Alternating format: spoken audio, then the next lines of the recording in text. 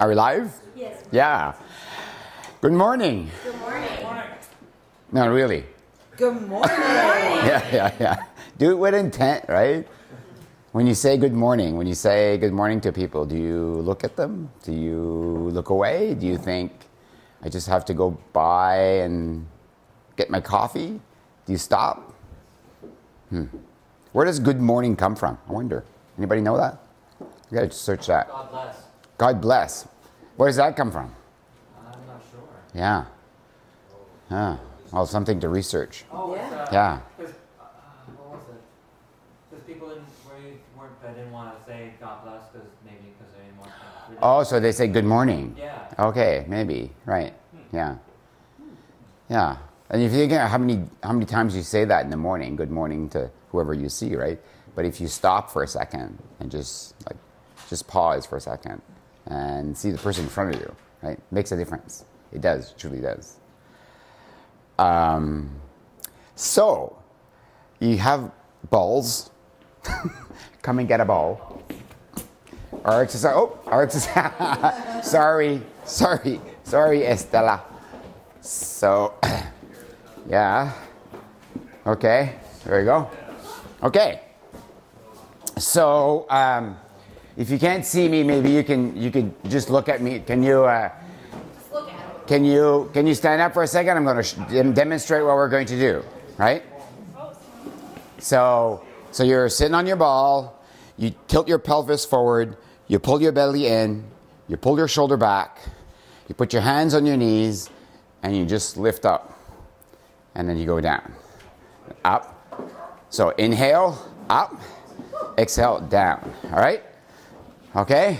Try to keep your knees in line with your ankles. Your feet are at 12 o'clock. Shoulders back, pelvis out, belly in. Lift up and down. Lift up and whoa. Nice catch, huh? Thank you, Diane. All right, lift up. I guess you can keep your. Watch your ball get Carl. Yeah. Lift up and down. Lift up. Stay and down. Lift up and down. One more. And down. Maybe last one. Anybody hurting yet? Yep. I already did 300 squats this morning. And down. Oh, somebody fall? Pull. Anyone fall? Okay. Thank you. You guys feel that in the quads? Yeah. So why do we do this? Anybody? Why do we do these things? Thank you. Get rid of give cortisol a job. And does it make you feel better? Yep. I had a post 2 years ago, and it popped up in my newsfeed, and it said, a business plan without a health plan is not a plan. Why is that?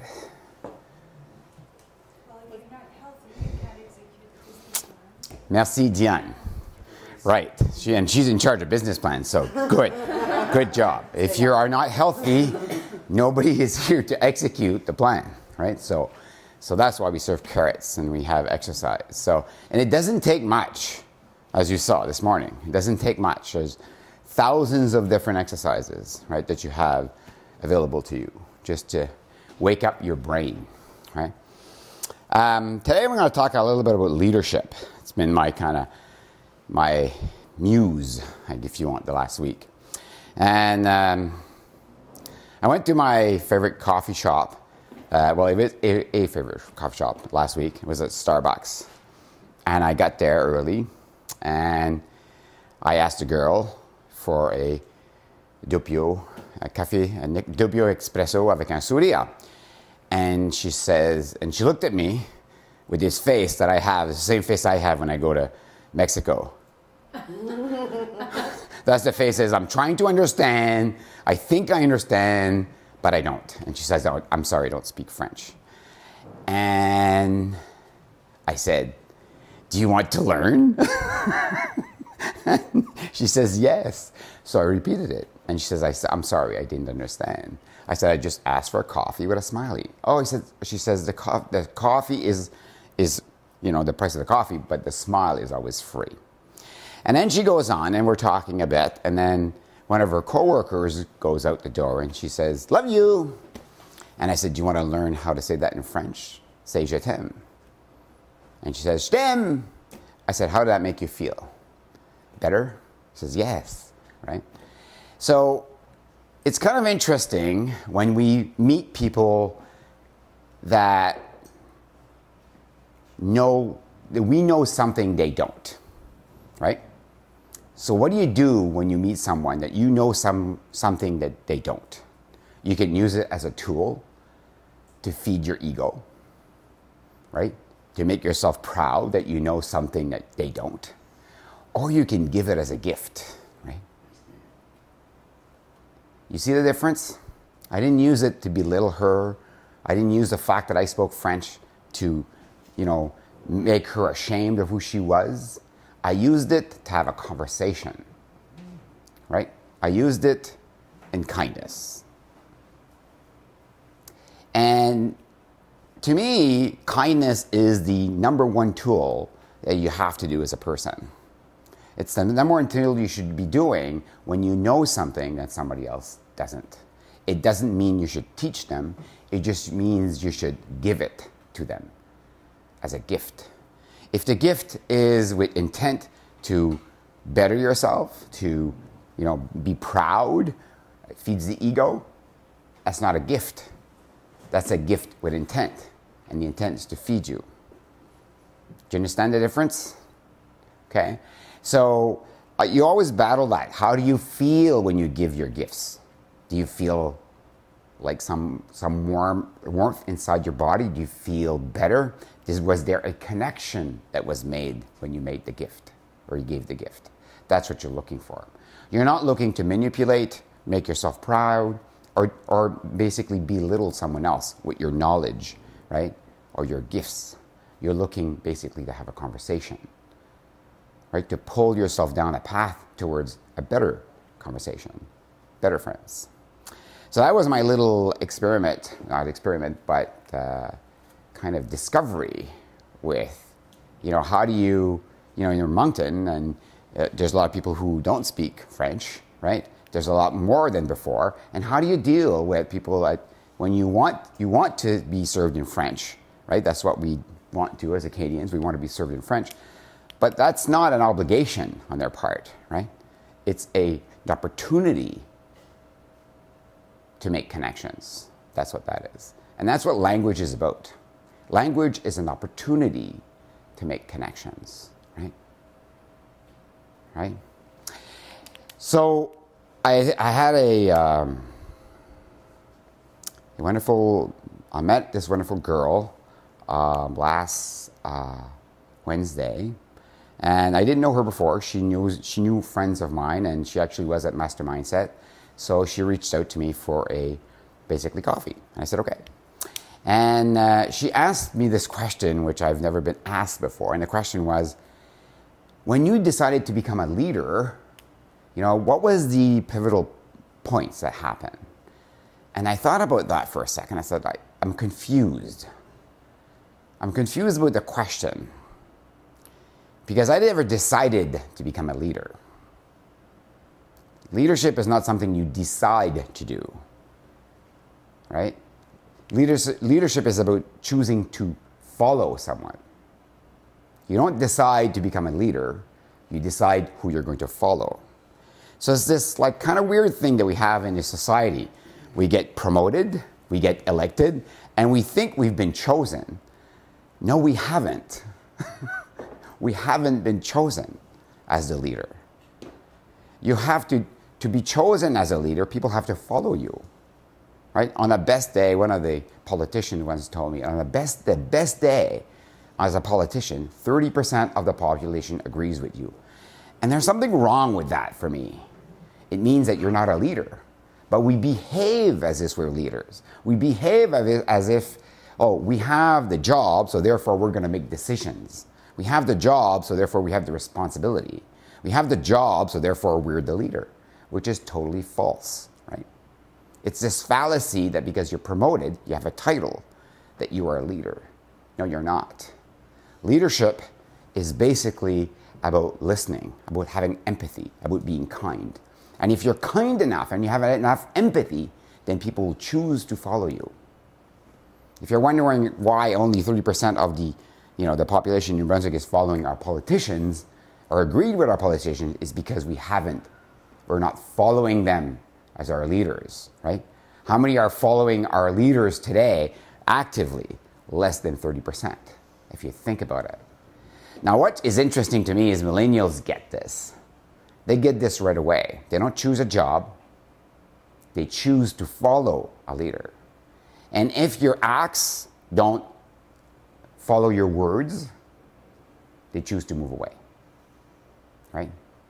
If your acts are different than your words, they choose to move away because they understand the intent. Shelley had a great post this morning. The intent out of everything is more transparent than you ever imagined.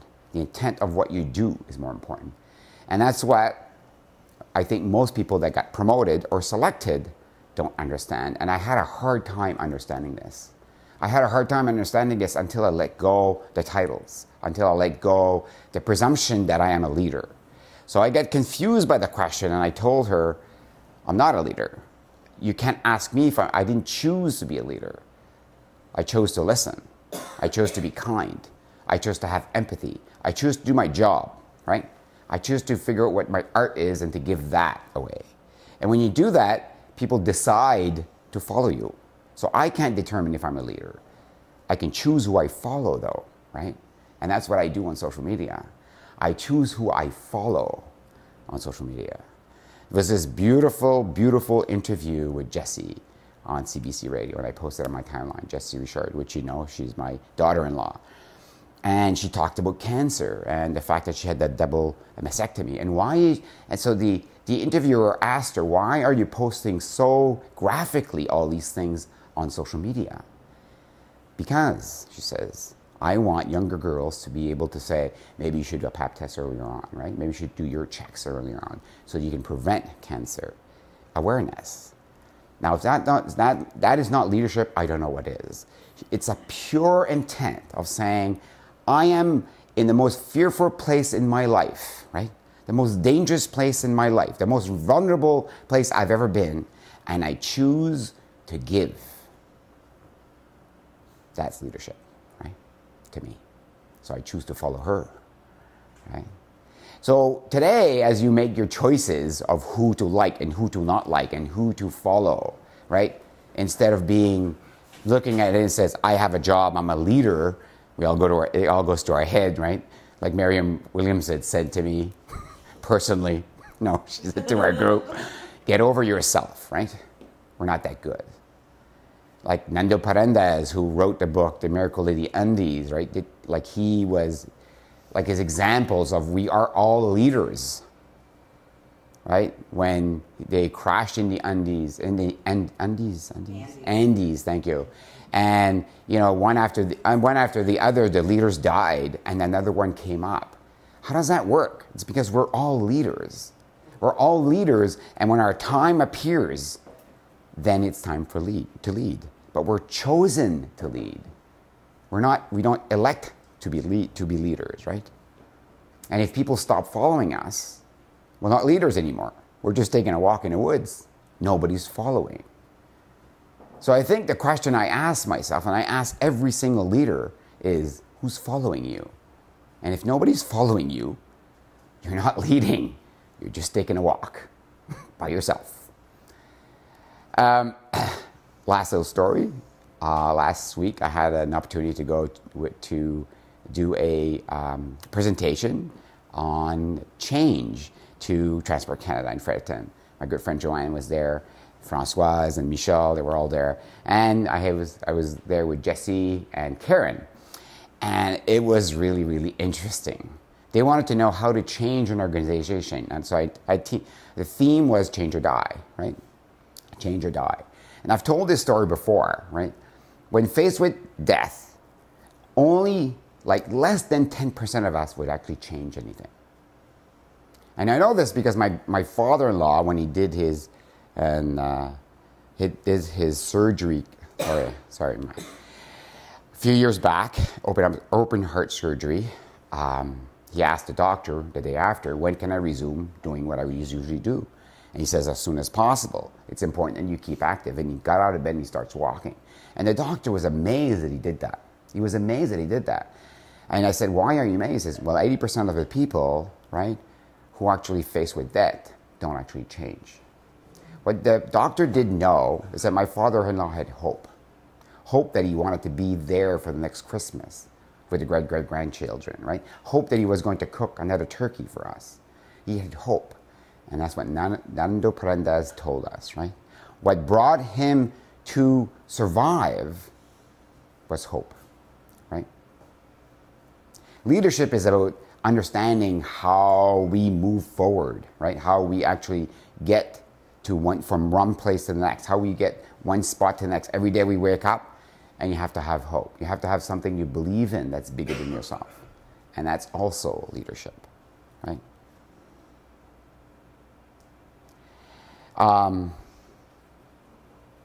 Okay. That's it. Thank you. I just want to say to my mother-in-law, who's actually under operation, she's going to put a stent in her aorta today. So wish her a lot of luck. I love you very much, and thank you for joining us on this Monday. Maybe just a few minutes on our Christmas party on Friday. Anybody want to talk about that at all? No? Diane? Yeah? Okay. Yeah.